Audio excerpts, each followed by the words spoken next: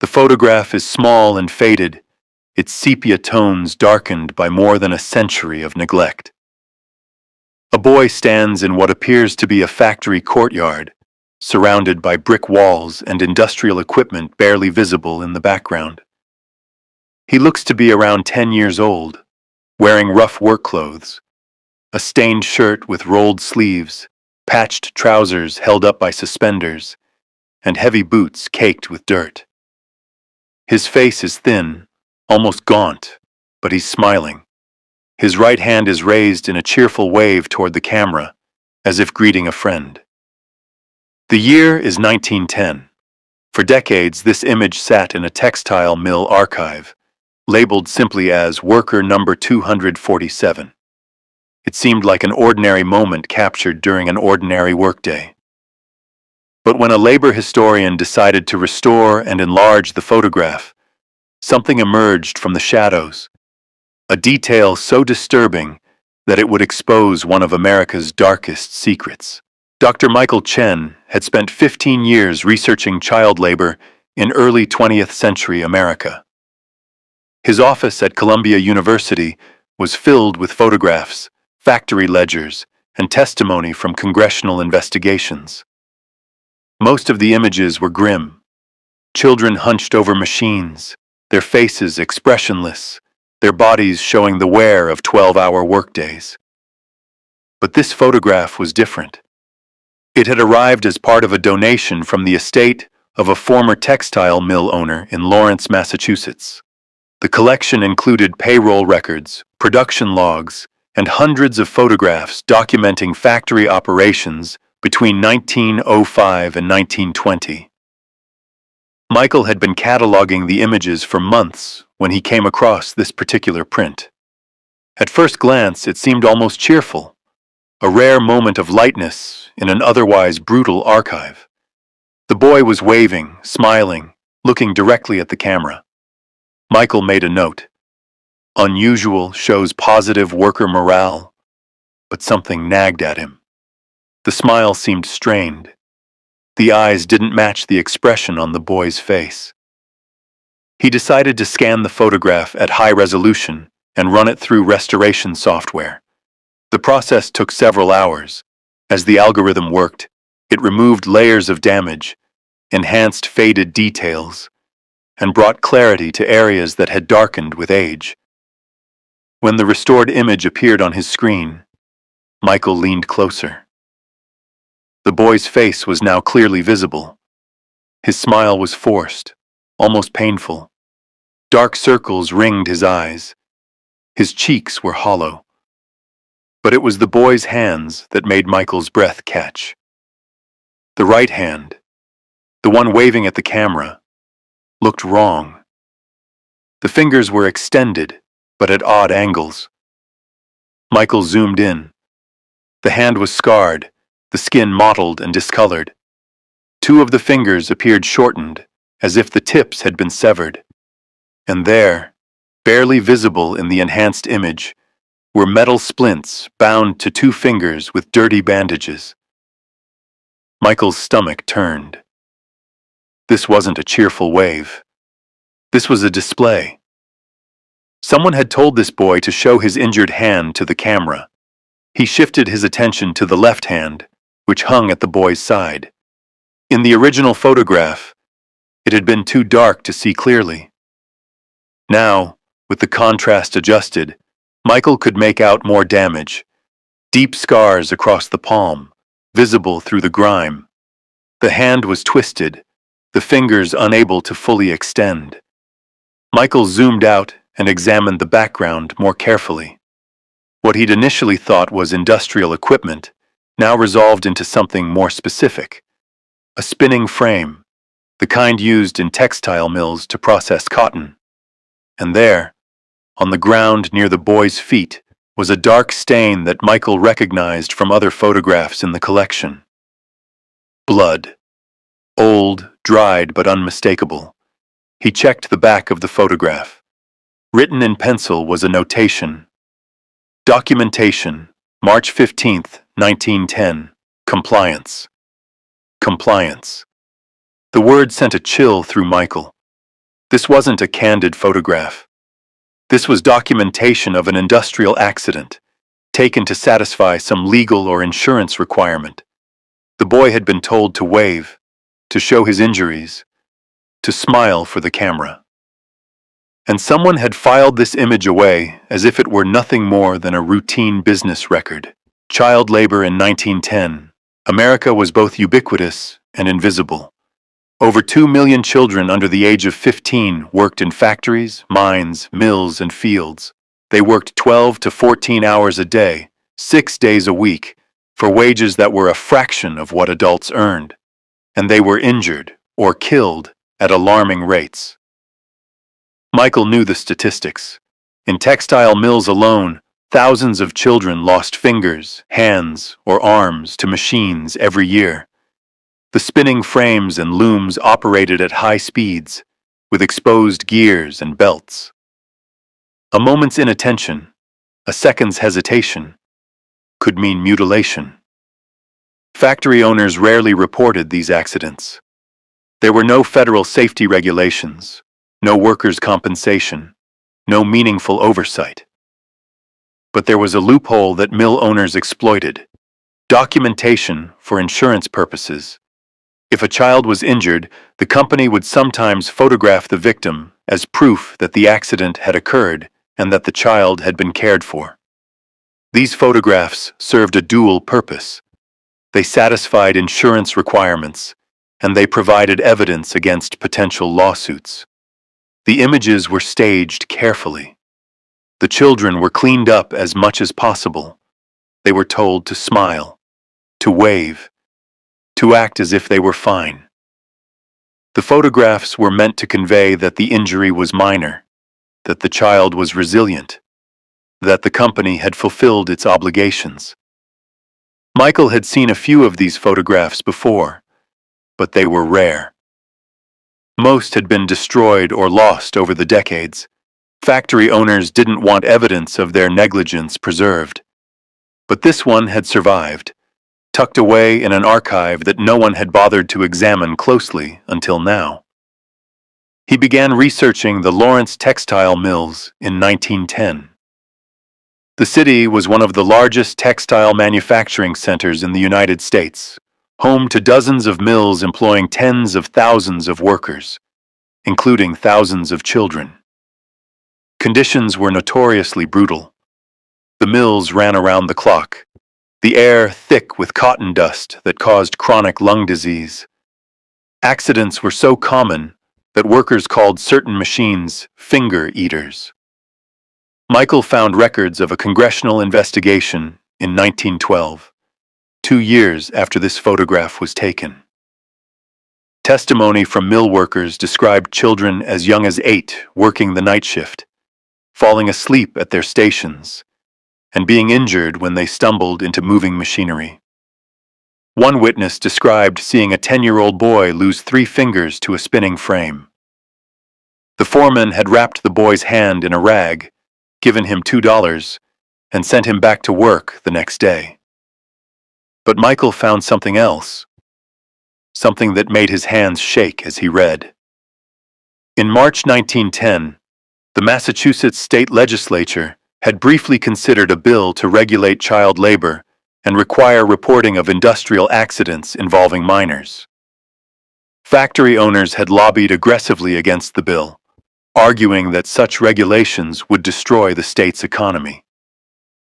The bill failed. And in the months that followed, several mills in Lawrence commissioned photographers to document their facilities, including photographs of injured workers, both adults and children, as evidence that they were managing workplace safety. This photograph, Michael realized, wasn't just documentation of one boy's suffering. It was part of a systematic effort to demonstrate compliance with standards that didn't actually exist. It was propaganda disguised as evidence, cruelty disguised as care. Michael needed to know more about the boy in the photograph. He returned to the mill's payroll records, searching for entries from March 1910. The ledgers were meticulous, listing each worker by number, not name. Children were often recorded only as boy or girl with an assigned number. He found an entry dated March 15, 1910, the same date written on the back of the photograph. Worker number 247. Boy, age 10, injured, spinning frame. Lost time, 2 days. Compensation, $0. No name. No details of the injury. No indication of what had happened to the boy afterward. Just a cold notation that he'd lost 2 days of work and received nothing in return. Michael expanded his search, looking for any other records that might reference worker number 247. He found several entries over the previous 18 months. November 1908. Worker number 247. Boy, age 8. Hired. Wage, $2.50 per week. June 1909. Worker number 247. Boy, age 9, injured, minor. Lost time, 1 day. March 1910. Worker 247. Boy, age 10, injured, major. Lost time, 2 days. April 1910. Worker 247. Boy, age 1010, terminated. Reason: unable to perform duties. Unable to perform duties. The boy had been fired 6 weeks after the photograph was taken, presumably because his injuries had left him unable to work. He'd been 8 years old when he started, 10 when he was mutilated, and then discarded. Michael contacted the Lawrence Historical Society, hoping to find immigration records or census data that might help identify the boy. The Society's archivist, a woman named Patricia Moretti, was intrigued by the photograph. "We have some records from the mills," she said when Michael visited her office. "Not many. Most were destroyed in a fire in 1956. But we do have a collection of intake forms from the Immigrant Aid Society. Many of the child workers were recent immigrants." She brought out a box of fragile papers, yellowed and brittle with age. Michael spent hours carefully sorting through them. Most were in poor condition, with ink faded to near illegibility. But then he found something. An intake form dated October 1908 for a boy named Joseph Kowalski, age 8, recently arrived from Poland with his widowed mother. The form noted that the mother was ill and unable to work.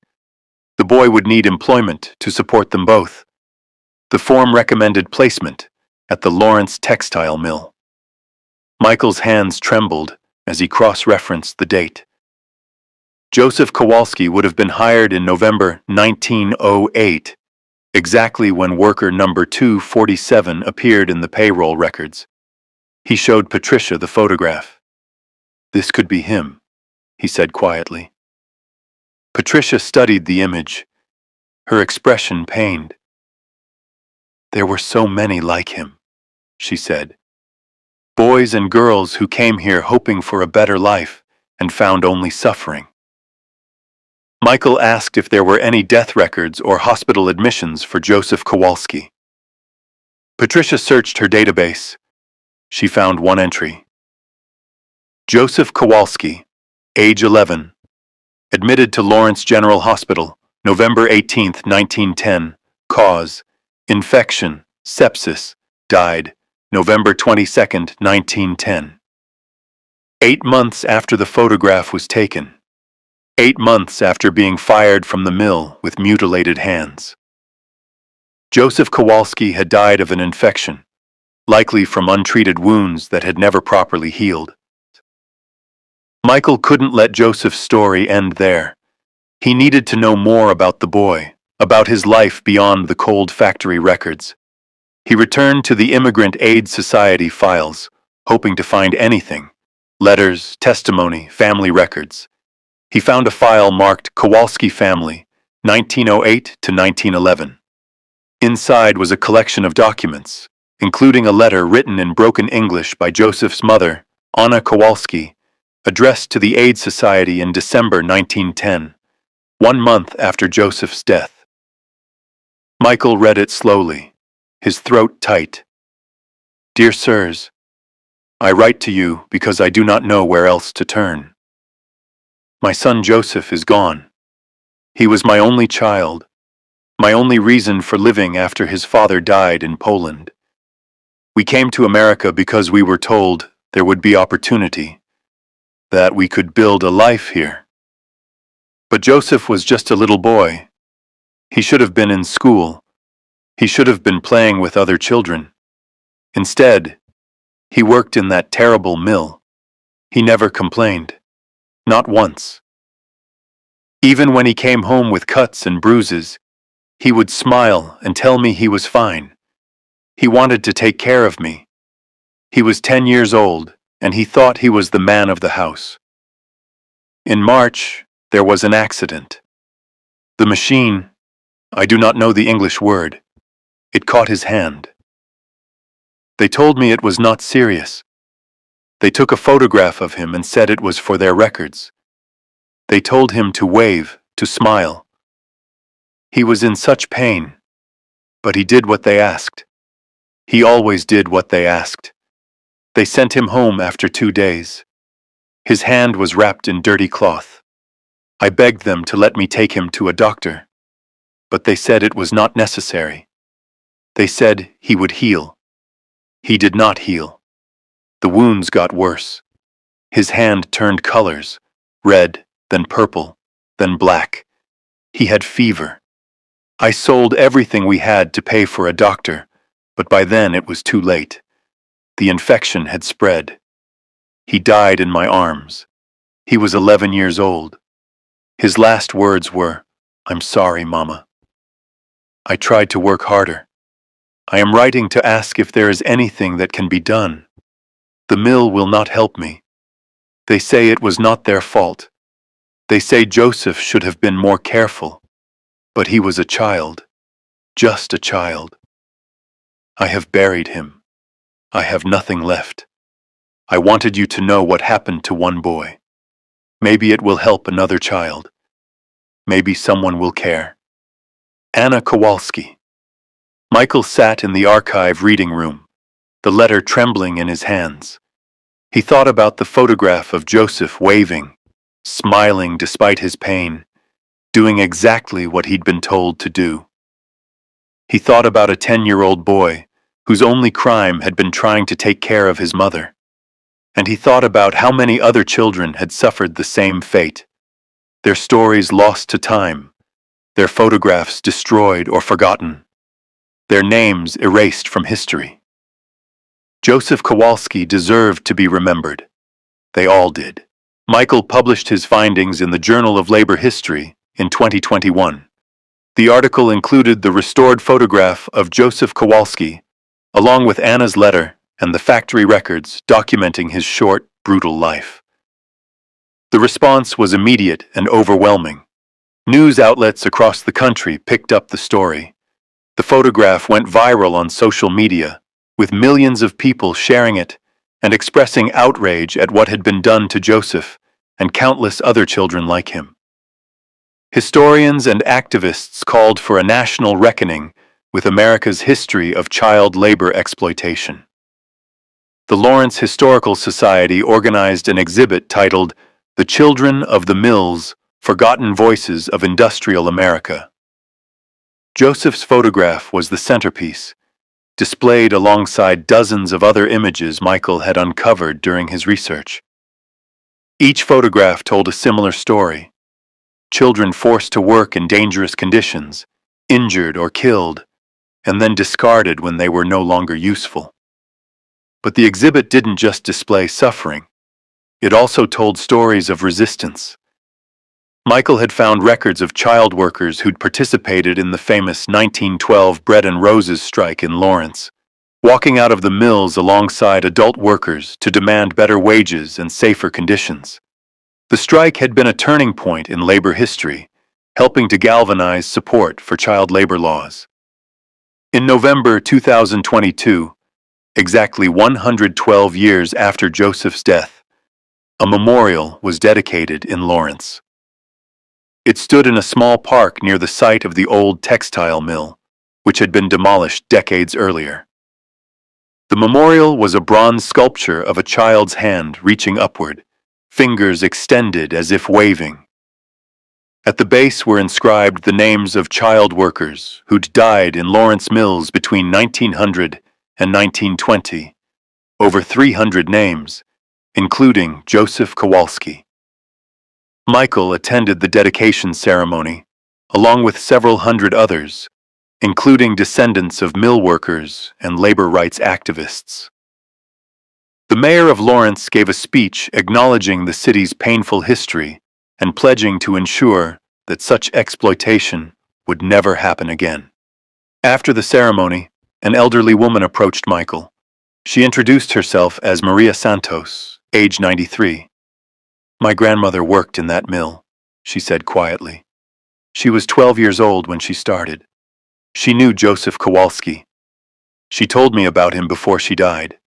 She said he was a sweet boy who sang Polish songs while he worked. She said, when he died, the other children cried, but the foreman told them to get back to work or they'd be fired too." Maria handed Michael a small, faded photograph.